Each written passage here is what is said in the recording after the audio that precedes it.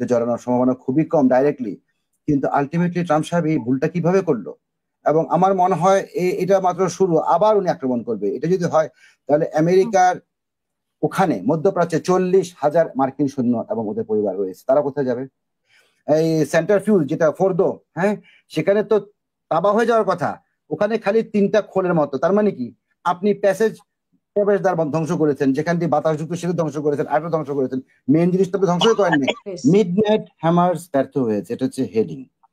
Fordow এখনো সচল, টানেলগুলোর মুখগুলো ধ্বংস করা হয়েছে, কিন্তু পাহাড়গুলো অক্ষত রয়ে গিয়েছে।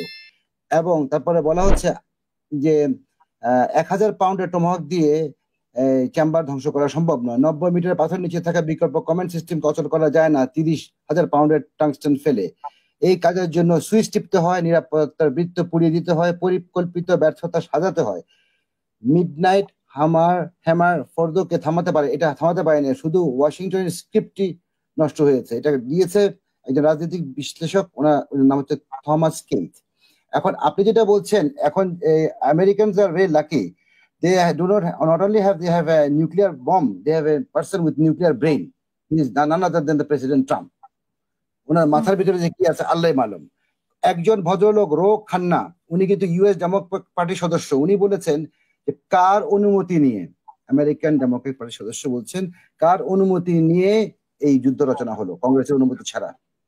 কারণ 2003-এ এই বেনিয়ামিন নেতানিয়াহু সাদ্দামের জন্য আমেরিকাকে টেনে আনে, সাদ্দামকে মারানোর প্ল্যান করে, এবং সে আবার সক্ষম হয় এই ট্রাম্পকে টেনে আনার জন্য।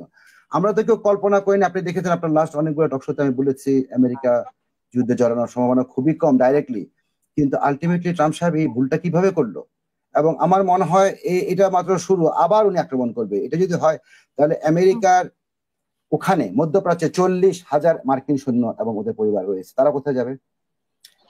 কিছুক্ষণ আগে, ঘন্টা 3 আগে একটা রেড অ্যালার্ট জারি করা হয়েছে কাতারে, যে সিকিউর শেল্টারের জন্য, নিরাপদ আশ্রয়ের জন্য আমেরিকান সৈন্য এবং তাদের পরিবাররা চলে যায়। তার মানে কি ওখানকার আবহাওয়া অত্যন্ত উত্তপ্ত। এটা তো ঠিক হয়নি। আমেরিকা না হয় 3 দিক দিয়ে সাগর, অন্যদেরকে কেউ আক্রমণ করতে পারবে না আটলান্টিক আর প্যাসিফিকের দিক দিয়ে, কিন্তু ওদের এই 40,000 লোক কোথায় যাবে? যারা এখানে সৈন্য আছে, ওদের কোনো ফ্যামিলি নেই, ওদের জানার কোনো নিরাপত্তা কে দিবে? কেউ বলতে পারে এটা? আমি বুঝি না ডোনাল্ড ট্রাম্প কি করছে। তার উপরে আবার চীন কিন্তু একটা জিনিস বলে দিয়েছে, আপনি তো বারবার একই কথাই বলছি, কিন্তু আবার সেই কথাই বলতে হচ্ছে, কারণ এই ভদ্রলোক বার্নি স্যান্ডার্স, আমেরিকার সেনেটর, উনি কিন্তু ইহুদি, উনি কিন্তু জিউস। উনি আজকেও বলেছেন তাড়াতাড়ি প্রেসিডেন্ট ট্রাম্পকে যেন সেকেন্ড বার উনি আক্রমণ না করে এটা থেকে ফেরাতে হবে। আর পুরো জিনিসটা ফরাদ ভাইয়ের একটা অনুষ্ঠানে যিনি উনি বলছিলেন, আমি এটার সাথে একমত।